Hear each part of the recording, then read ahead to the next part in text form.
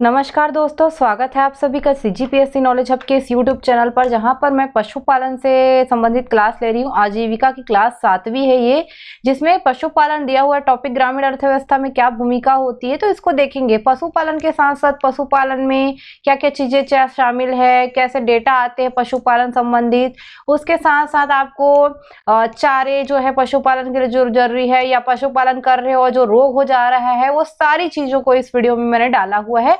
तो वीडियो को आपको अंत तक देखना है, ज्यादा से ज्यादा शेयर कर देना है, और चैनल पर नए होंगे तो सब्सक्राइब जरूर करिएगा। चलिए बताते हैं हम जो है पशुपालन के बारे में शुरुआती चीजें। पहली चीज, पशुपालन एक प्रकार की क्या है बोल सकते हो, विज्ञान की एक शाखा है, जिसके अंतर्गत पशुओं से संबंधित चीजों का आप अध्ययन करते हो। तो पशुपालन करना जरूरी क्यों है? तो हमको कई चीजें जरूरत पड़ती है। जैसे एक तो श्रम की जरूरत पड़ती है, यानी कि हम उसको मालवाहक के रूप में यूज कर सकते हैं। दूसरा, हमें खाद्य पदार्थ चाहिए, जैसे दूध, दही, मक्खन, घी, पनीर, ये सब चीज के लिए। तीसरा है रेशा, जैसे हम ऊन वगैरह के लिए भेड़ वगैरह पालन करते हैं। तो ये सारी चीजों के लिए, यानी कि हम अपने जरूरत के लिए जब पशुओं को पालतू बनाते हैं, तो वही कहलाता है पशुपालन। और पशुपालन आता है अर्थव्यवस्था के प्राथमिक क्षेत्र के अंतर्गत। याद रखिएगा इस चीज को। इसमें मंत्रालय हमारे यहाँ शामिल होगा मत्स्य पालन, पशुपालन एवं डेयरी मंत्रालय। ओके, वर्तमान में अगर इसका ऑफिशियल वेबसाइट देखोगे तो श्री परसोत्तम रूपाला इनको जो है मंत्री बताया जा रहा है। याद रखना, गिरिराज सिंह का नाम भी कई जगह दिखता है, लेकिन ऑफिशियली वेबसाइट पे यही नाम दिखा रहा है भी मंत्रालय के। पशुपालन के क्या क्या लाभ है, इस पे अगर बात करें तो देखिए, पशुपालन के एक तो आपको खाद्य पदार्थ उत्पादन जो है अच्छे क्वालिटी का मिल जा रहा है, यानी कि दूध, दही वगैरह हो गया। या आपको जो है माल ढोने के लिए चाहिए पशु जो है अच्छे किस्म का, या फिर आपको कृषि कार्य करने के लिए चाहिए, या फिर आपको बोल सकते हो और किसी का काम के लिए चाहिए। जैसे आप पशु के माध्यम से कई काम कर सकते हो। आप जो है एक व्यवसाय भी चला सकते हो, मतलब जैसे आपने देखा होगा ना, बैलगाड़ी वगैरह से जो है यातायात वगैरह के लिए भी, या लोगों के आने जाने के लिए भी करते हैं।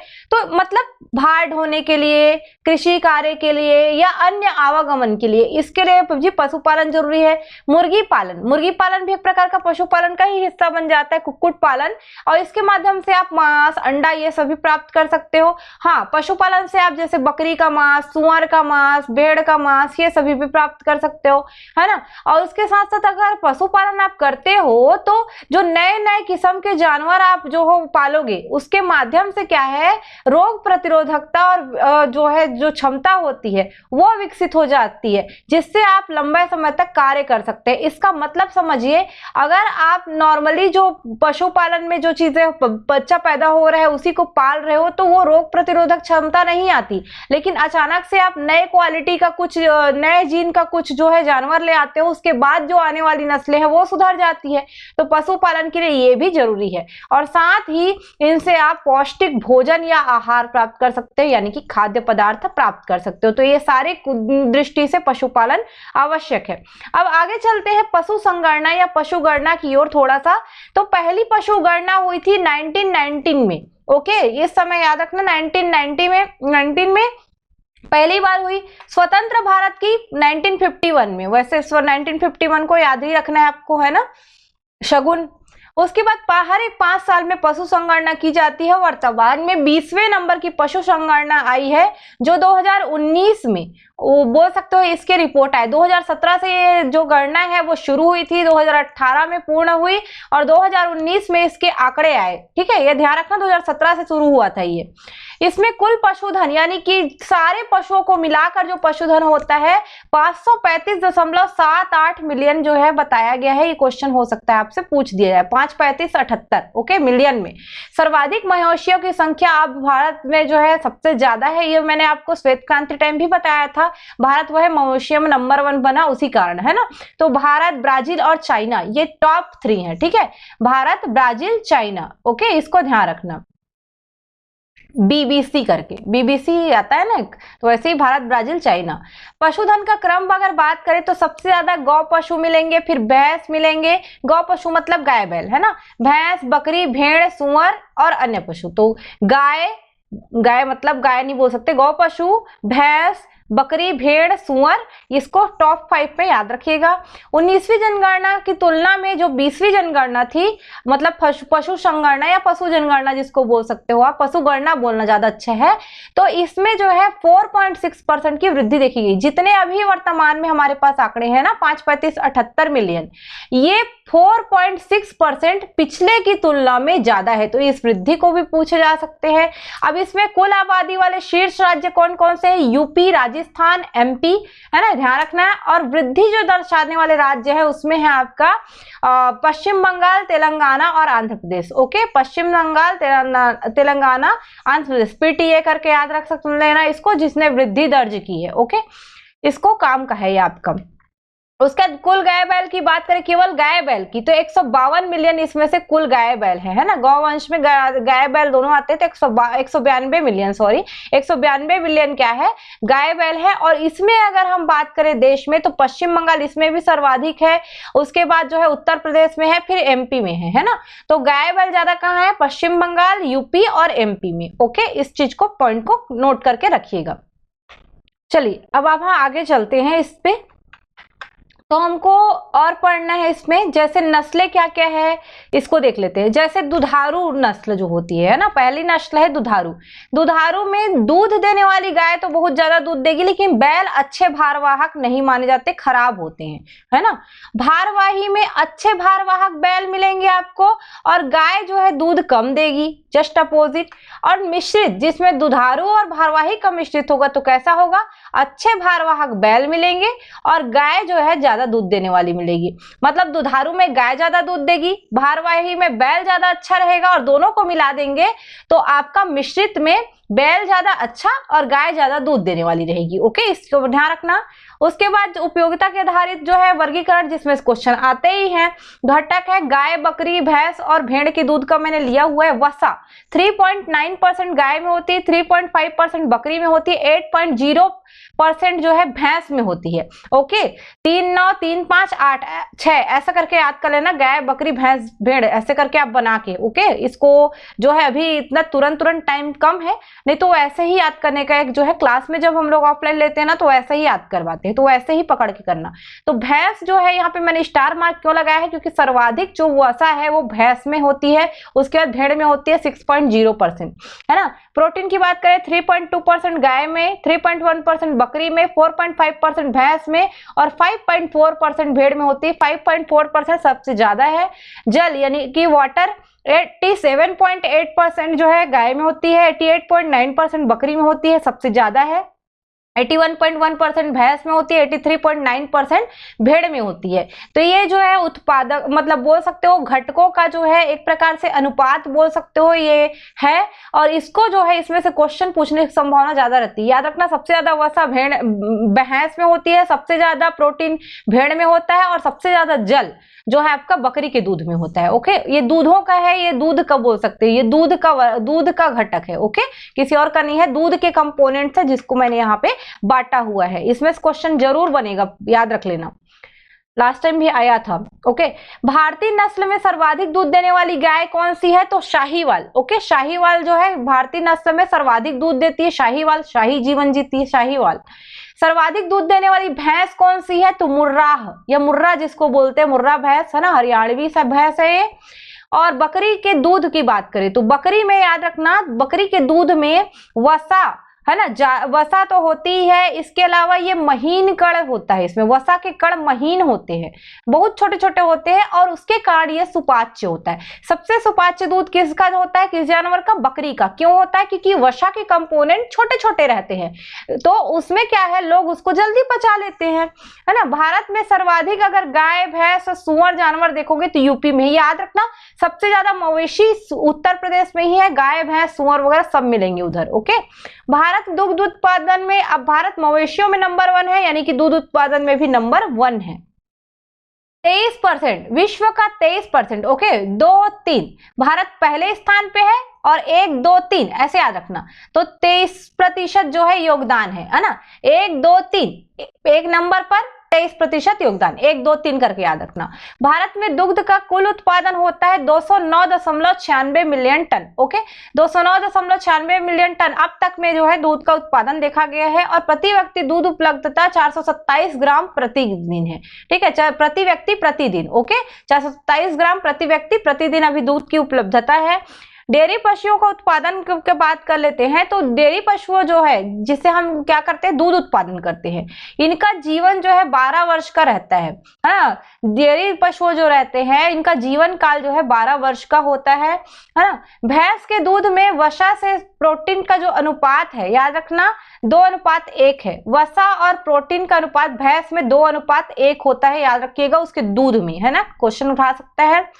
दूध जो गाय के दूध है उसकी तुलना में इसमें भैंस के दूध में कैसिन टू प्रोटीन जो है वो भी अनुपात में अधिक होता है। कैसिन टू प्रोटीन जो है भैंस के में ज्यादा होता है गाय की तुलना में, है ना। सबसे ज्यादा अच्छा भारवाही नस्ल कौन है? कांकरेज। भारवाही मतलब माल ढोने के लिए कांकरेज है ना। दूध उत्पादन में अग्रणी राज्य तो तमिलनाडु में ज्यादा दूध उत्पादन होता है, उसके बाद यूपी में होता है ना। पशु अगर दूध उत्पादन में देखोगे तो सबसे ज्यादा दूध हमारे यहाँ भैंस की आती है, फिर गाय की आती है, फिर बकरी की आती है। ठीक है, ये पॉइंट भी ध्यान रखिएगा।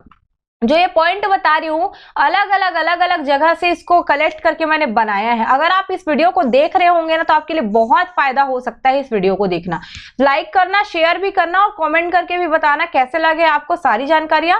और हाँ, चैनल पे नए होगे तो सब्सक्राइब कर देना, अभी वीडियो बाकी है, पूरा देखना। ओके, आप सभी को मैं बार बार इसलिए बोलते रहती हूँ क्योंकि हमें भी आपकी सपोर्ट की जरूरत है, जिससे हमको और इनकरेज मिलता है। ठीक है, दूध में वसा की मात्रा अगर देखें तो सबसे ज्यादा भैंस में होती है, फिर भेड़ में, फिर गाय में, बकरी में। पहले ही मैंने कंपोनेंट्स को बता दिया है। दूध का पीएच मान होता है 6:6। छक्के छक्के लगाओ, बस दूध पियो, है ना। देखियो, दूध पियो और सीधा मारते जाओ क्रिकेट में 6:6, है ना। तो 6.6 जो है पीएच मान होता है। तो उसके बाद गर्भावधि की बात करें, सबसे ज्यादा गर्भावधि भैंस की होती है, याद रखिएगा, बहुत लंबा गर्भावधि है। उसके साथ साथ दुधारू गाय की कुछ किस्में हैं, जैसे लाल सिंधी, गिर, साहिवाल। साहिवाल सबसे ज्यादा दूध देती है और लाल सिंधी, गिर भी इसकी दुधारू नस्लें हैं। होलिस्टन फ्रीजियन गाय यानी कि नॉर्मल गाय बोल सकते हो, इसमें 3.5% वसा होती है। लेकिन जर्सी जो ज्यादा आपका दूध वगैरह देती है ना, उसमें 4.2% तक भी होता है आपका वसा की मात्रा। कुछ पॉइंट और है जो मैंने कलेक्ट किए थे अपने नोट्स से, उसको मैं आपको और बता देती हूँ, जो इससे संबंधित तो नहीं है पर काम के आ सकते हैं। ओके, रेंडियर एक पशु होता है, जानते हैं, सबसे ज्यादा इसमें जो है वसा की मात्रा होती है, दूध में सर्वाधिक वसा। ओके, ये ऐसा लिखा गया है, ये वसा है ना, 22.5% वसा होती है। ऊंट के दूध में भी वसा की मात्रा देख लो, 4.9%। भले आप नहीं पीते दूध, लेकिन कोई तो पीता होगा। 4.9% किसका है? ऊंट का है। ऊंट में इंसुलिन की मात्रा भी ज्यादा होती है उसके दूध में। उसके साथ साथ ऊंट का जो दूध होता है इसमें जो है गाय की दूध की तुलना में जो है विटामिन सी, है ना, 3 गुना ज्यादा रहता है। मतलब अगर किसी को विटामिन सी चाहिए जो खट्टे फल में मिलता है ना, वो ऊंट के दूध में भी पाया जाता है। तो जहां पे अर्ध शुष्क क्षेत्र रहते हैं, जहां पे विटामिन सी लोगों को चाहिए रहता है, वो ऊंट का दूध पीते हैं। जैसे आपका राजस्थान वाला एरिया, तो विटामिन सी का स्रोत है ऊंट का दूध, याद रख लीजिएगा। उसके साथ साथ ऊंट के दूध में असंतृप्त फैटी एसिड, ओके, इनसैचुरेटेड जो फैटी एसिड है वो पाया जाता है। विटामिन बी भी बहुत ज्यादा मात्रा में पाया जाता है। उसके बाद पशुओं के चारे के बारे में बात कर लेते हैं, क्योंकि दूध दे रहे हैं तो चारा भी इंपॉर्टेंट है। सूखा चारा और हरा चारा, 2 प्रकार के चारे होते हैं। सूखा मतलब जिसको आप जो बाजार से खरीदते हो और खिलाते हो, तो सूखा चारा दाने के रूप में हो सकता है या जो बोलते हैं ना खली के रूप में हो सकता है, अलग अलग प्रकार से हो सकता है। तो इसमें जल की मात्रा बहुत कम रहती है, 15% से कम रहती है, और ये इसमें कम पोषक तत्व रहते हैं हरे चारे की तुलना में। सूखा चारा में जो है कम रहता है, और हरा चारा आसानी से अवेलेबल हो जाता है, विटामिन से भरपूर रहता है, तो उसमें ज्यादा पोषक तत्व रहता है। 2 तरह से सूखा चारा मिलेगा, एक सूखी घास जो बरसीम, नेपियर वगैरह होती है, और भूसा जैसे आप गेहूं, है ना, धान, दलहनी भूसा जैसे अरहर, उड़द, मूंग का भूसा, ये सबको खिला रहे हो तो इससे जो है गाय में जो है दूध जो है बढ़ता है, दूध उत्पादन जो है बढ़ता है। तो सूखा चारा खिलाओ। हरा चारा ये तो और पौष्टिक है, लाभकारी है ना। पशु अगर आपको अच्छा नस्ल विकसित करना है तो ज्यादा से ज्यादा उसको हरा चारा खिलाओ, क्योंकि उसमें एक तो जल भी ज्यादा रहता है, 15 से 80% तक तो जल रहता है, विटामिन ज्यादा ज्यादा रहता है, प्रोटीन भी ज्यादा रहता है, तो हरा चारा ज्यादा फायदेमंद होता है। और इसमें बहुत सारे चारे आते हैं, जैसे दलहनी, गैर दलहनी रहते हैं, और इसमें पेड़ के पत्ते वगैरह को भी शामिल कर लिया जाता है। जैसे आप बांस का पत्ता देखते हो, है ना, उसके अलावा चारा और लेके जाते हो, पीपल का पत्ता हो गया, बेर वगैरह का पत्ता, ये सब खिलाते हो। तो हरे चारे में एक तो जो आपका उगाने योग्य नहीं है, जैसे बड़े बड़े वृक्ष के आप पत्तों को खिलाते हो, वो भी हरा चारा है। और उगाने योग्य में जैसे रहते हैं आपका सोयाबीन, लोबिया, है ना, वर्मिस नेपियर, या गिनी घास, पैरा घास, जौ, है ना, या और भी मक्का वक्का, ग्वार फली वगैरह के जो भी आपके घास मिलते हैं, मतलब बोल सकते हो हरा चारा के रूप में आप उसको खिला सकते हो। स्पेशली याद रखना बरसीम, इसको भी हरा चारा के रूप में आप खिला सकते हो। ठीक है, बरसीम बोया जाता है तो हरा चारा के रूप में वो भी उपयोग में हो जाता है। चलिए, ये दोनों चारे होंगे जिससे दूध बढ़ेंगे। अब आगे बात करते हैं डेयरी विकास के लिए संचालित कार्यक्रम संस्था। ठीक है, जैसे संचालित कार्यक्रम संस्था मतलब कुछ कुछ है, जैसे अमूल सहकारी विपणन संघ जो आनंद में है, याद रखिएगा इसको, और ये श्वेत क्रांति से भी संबंधित है तो काम का है। राष्ट्रीय दुग्ध विकास संघ, ओके, राष्ट्रीय दुग्ध विकास संघ जो है, ये जो है आपका आनंद गुजरात में ही है, और दुग्ध अनुसंधान केंद्र करनाल हरियाणा में है। ये तीनों संस्थाएं हैं। उसके साथ साथ हम पढ़ लेते हैं अंडा और मांस उत्पादन, ये भी पशुपालन का हिस्सा है। जैसे अंडा की बात करें तो तीसरे स्थान पर है भारत में, प्रतिवर्ष 91 अंडा, प्रति व्यक्ति 91 अंडा की खपत होती है भारत की बात करें तो। और मांस उत्पादन में 8वें स्थान पे है, 8.80 मिलियन टन यहाँ पे मांस उत्पादन होता है। और स्वच्छ मछली की बात करें, मछली भी हमारे यहाँ मांस में आता है, तो मछली पालन तो बहुत ज्यादा मात्रा में होता ही है। और बंगाल जो है स्वच्छ जल की मछली या मीठे पानी की मछली बोल सकते हो, इसमें पहले स्थान पर बना हुआ है। अब पशु रोग नियंत्रण कार्यक्रम पे भी आ जाते हैं, क्योंकि पशुओं पर रोग होगा तो नियंत्रण भी किया जाएगा। अब हम थोड़ा सा देखते हैं पहले चीजों को। जैसे पशु रोग नियंत्रण कार्यक्रम 31 जनवरी 2020 को, 31/1/20, ओके, 2020 है ना, 31 जनवरी 2020 है, 2020 पहले याद रखना, 31 जनवरी इस दिन शुरू हुआ। पशुओं में खुरपका, मुंहपका और ब्रुसेलिस, ओके, ब्रुसेलोसिस, ओके, ये तीन, खुरपका, मुंहपका और ब्रुसेलोसिस, इस तीन बीमारियों को इसमें शामिल किया गया था, जिसके कारण जो है मुक्ति दिलाने के लिए पशुओं को ये नियंत्रण कार्यक्रम आया। और इसका लक्ष्य क्या है, तो 2030 तक ये तीनों जो बीमारियां हैं उससे जानवरों को हमको क्या करना है, मुक्त करना है। और भी रोग होते हैं, गलघोटू, थनैला, है ना, पुचका, पचका, अलग अलग टाइप का रोग होता है, पेचिस होता है, निमोनिया वगैरह होता है, ये सारे रोग होते हैं। लेकिन इसमें से गलघोटू और थनैला रोग है ना, ये थोड़ा ज्यादा फैला हुआ है, तो ये बैक्टीरिया जनित रोग है, इसको भी ध्यान रखना। मैं और आगे आपको और बता देती हूँ। जैसे पशुओं में होने वाले रोग में पहला पकड़ लेते हैं वायरस वाले, है ना। वायरल डिसीज क्या है, विषाणु जनित रोग, मुंहपका और खुरपका, है ना, जो सूक्ष्म विषाणु है, यानी कि एकदम वायरस जो है, एकदम सूक्ष्म वायरस बोल सकते हो, उससे पैदा होता है खुरपका, मुंहपका, जिसको खरेड़ू, है ना, मुंहपका, खुरपका, खुर, मुंह की बीमारी, चपका, खुरपा, इस तरीके से अलग अलग नामों से जाना जाता है। इसमें एक संक्रामक बीमारी है जो बहुत सारे मवेशियों में होता है, जैसे गाय, भैंस, भेड़, ऊंट, सभी लगभग मवेशियों में होता है। और ये विदेशी और संकर नस्ल की गायों में ज्यादा पाया जाता है, क्योंकि वहां पे उनको फेवरेबल कंडीशन नहीं मिल पाते ना रहने के लिए, ज्यादा अच्छा अनुकूलन नहीं मिल पाता, तो फिर जल्दी हो जाता है उनको। और इसका कोई उपचार नहीं। अगर आपको लग रहा है कि मेरे गाय बछड़े को जो है खुरपका, मुंहपका हो रहा है, तो आप ज्यादा से ज्यादा उसको उपचार करो, वही आप उसका रोकथाम है, और कुछ नहीं है। पशु प्लेग या जिसको रिंडरपेस्ट कहते हैं, जुगाली करने वाले पशुओं पर होने वाला एक संक्रामक रोग है, जिससे पशुओं को दस्त या पेचिस लग जाता है, और उसके कारण जब ज्यादा मात्रा में होता है, खून बहता है, तो 3 से 9 दिनों में इसकी मृत्यु भी हो जाती है। भारत सरकार ने एक योजना भी लाई है इस पर, रिंडरपेस्ट इरिडिकेशन परियोजना, ओके, इसको ध्यान रख लीजिएगा, जिसके कारण जो है ना अब ये लगभग खत्म हो गया है। ये रेबीज, जिसमें पशुओं का पागलपन रोग कहते हैं, तो इसमें क्या होगा कि ये भी सूक्ष्म विषाणु से होते हैं, और ये जो रोगग्रस्त कुत्ते, बिल्ली, बंदर, गीदड़ रहते हैं, इनके काटने से पशुओं को हो जाता है। जैसे मान लो बंदर ने काटा गाय को और वो रोगग्रस्त था, तो उस पर वो रेबीज हो जाएगा। जैसे कुत्ते के काटने से आपको देखियो ना इंसानों में पागलपन आने लगता है, बोलते हैं रेबीज होता है उनमें, रेबीज वायरस के कारण। सेम वैसे ही रेबीज जो होता है वो किसी जानवर में रहेगा, एक जानवर दूसरे जानवर को काट देगा, तो वो पशुओं के शरीर में प्रवेश कर जाता है।